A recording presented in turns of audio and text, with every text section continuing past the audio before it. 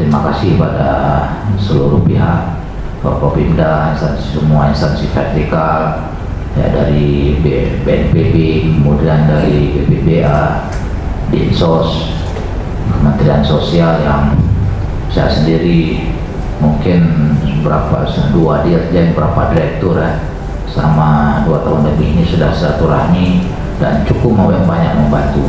Ya, bahkan ada bantuan yang sedang dipersiapkan dan dalam waktu dekat akan dibantu seperti bot, kapal dan sebagainya yang kita ajukan.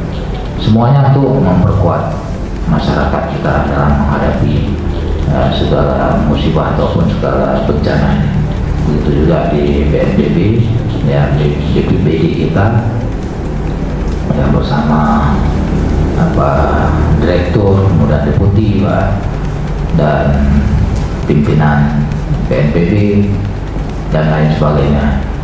Mari kita kawal ini, kemudian penyusunan kajian resiko bencana ini tolong benar-benar saran kemudian masukan dari bapak-bapak semua yang tentu dari pengalaman kerja sudah jauh senior dari kami, pengalaman lain-lainnya juga kolaborasi dengan informasi dari camat-camat yang lokasinya rawan bencana untuk memberikan informasi dan ini jadi peta bagi kita nanti, ya, dalam menghadapi bencana dalam wilayah Kabupaten Aceh Besar.